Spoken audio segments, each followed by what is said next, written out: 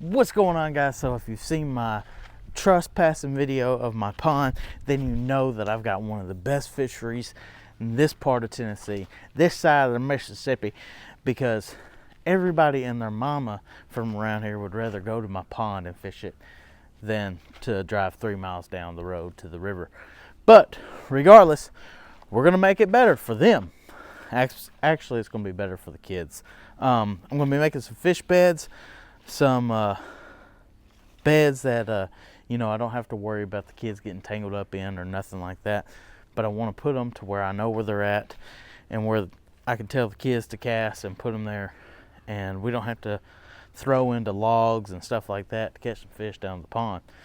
So with that being said, we're doing fish beds and we're going to do a couple catfish boxes. I've had catfish in there before. It's been a long time. I don't know that there's even catfish still left. I'm sure there is. I don't know why there wouldn't be unless they've just been fished out.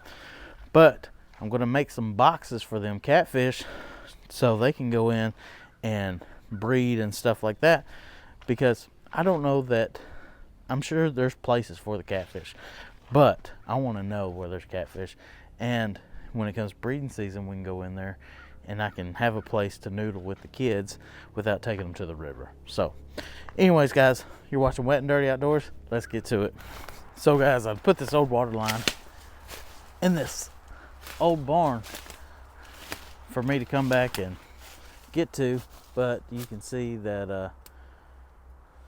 the tree got it. So we're gonna pull some of this old water line out of here and get it all out, and then we're gonna go grab some boards. So got all the water line I'm gonna use for the fish beds. We're gonna go up here and grab some of these boards. Now I had these boards milled out, sawmill run, just stuff. It's just mixed wood. It's nothing special. As you can see, there's nothing real special about them.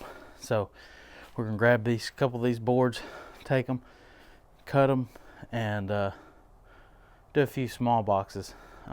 Nothing real big.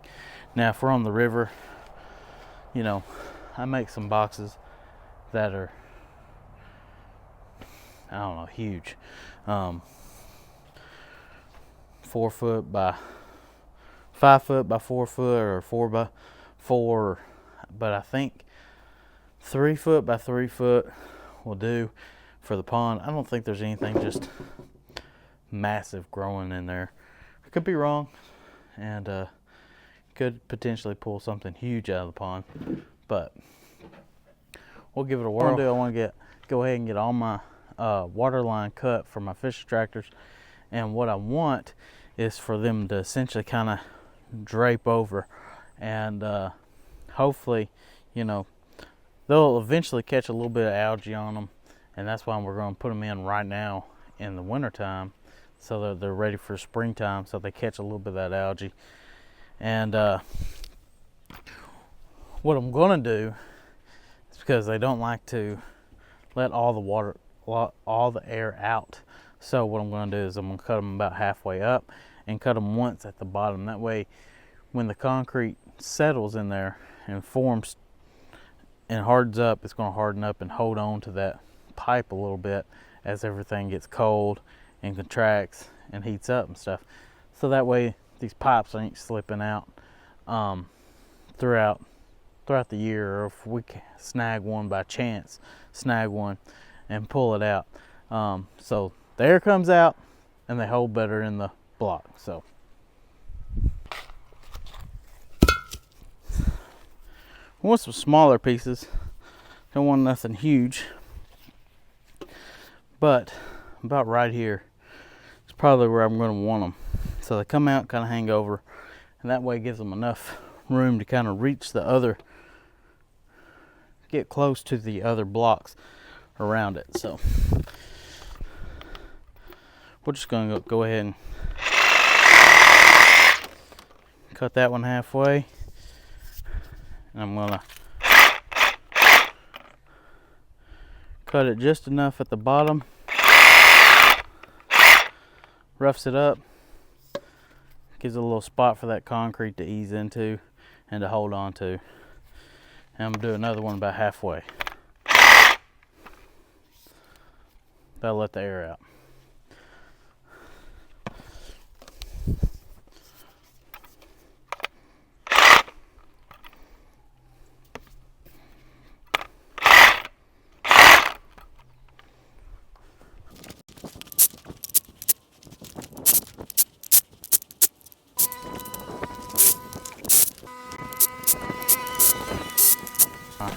Water line cut, getting ready to mix my concrete and then stick them in my cinder blocks.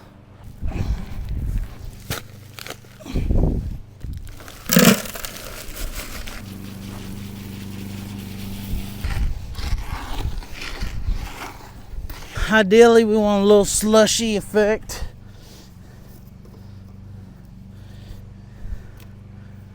And I'm going to take a couple of these.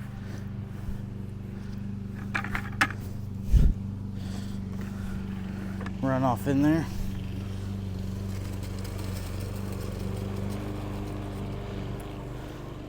Leave yourself a little bit of room, because you're going to have some spillage.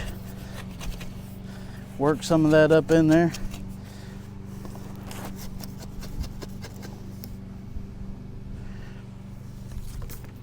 Remember, rough side down.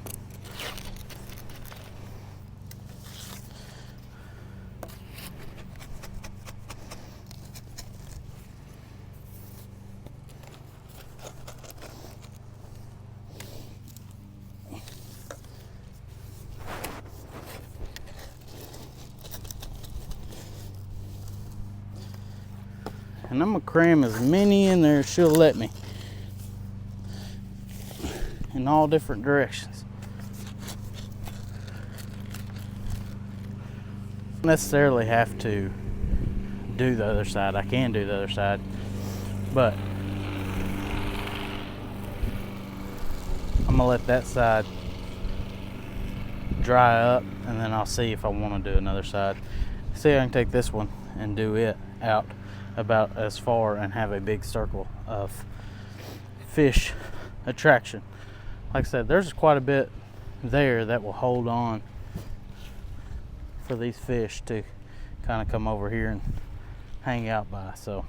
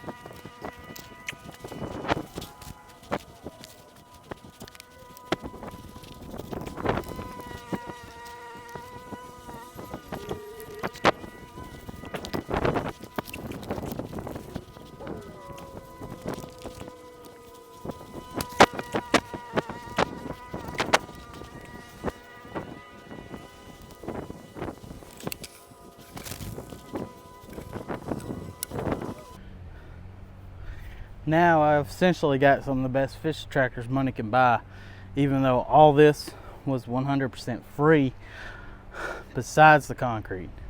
Concrete wasn't free. All this other stuff was used stuff that was just going to go to waste if somebody else didn't use it. So, like I said, best fish attractors money can buy is free 99, minus your concrete. So all I'm going to do with my concrete, I'm going to take it over here, just spray it down.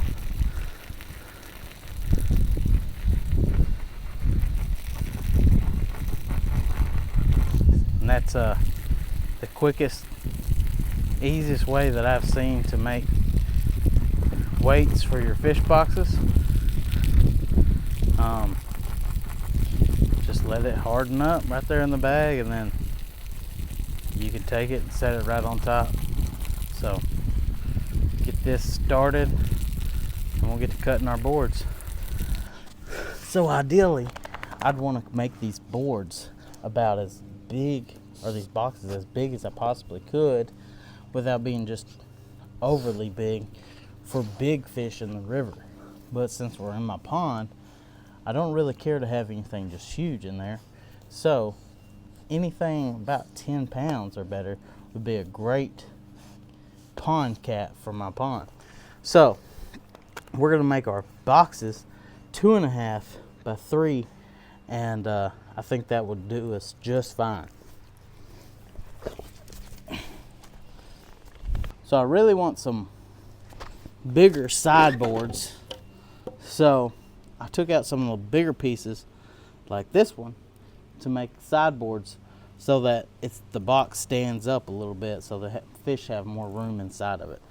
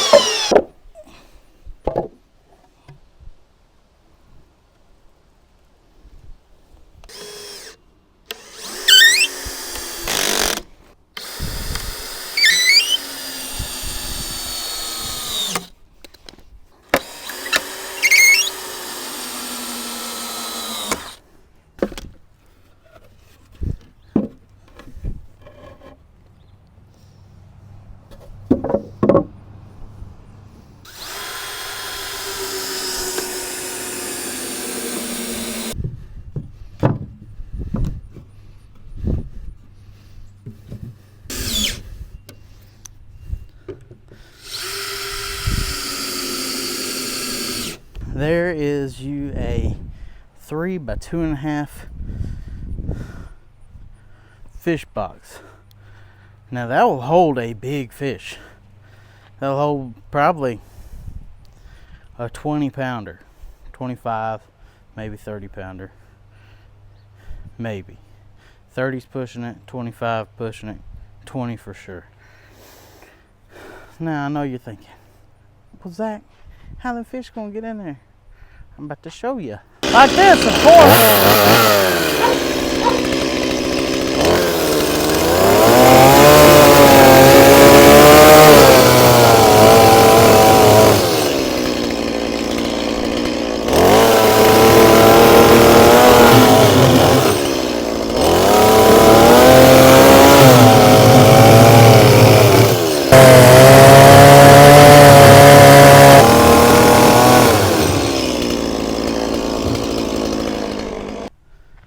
Now you've got plenty of room for a nice sized cat to squeeze off in there, and they can guard their hole however that may be.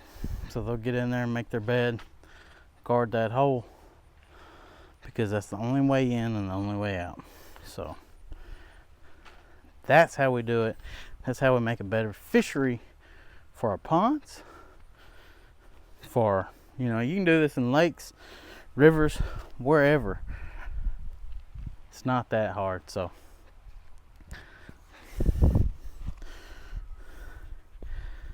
but you know, I'm doing this so you know, everybody else can come fish my private hole. So, you know, my private hole sounds dirty. I know who you are. I see you, Free Bible man. Come on by. Come on by. Guys, we'll be putting these in the pond, so make sure you hit that smash and subscribe button. I'm just going to stick with one box for today. Let these other bags set up. Let these concrete bags set up. And yeah, guys, I mean, as you can see, that there ain't nothing to it. There is nothing to building these or those. So if you say, well, I can't catch no fish, or you can't, I don't know how. Well, here you go. That's a starter, and it's simple and it's easy, and it took probably an hour and a half for me to do both of these and get them set up. So guys, without further ado, we'll see you on the next one.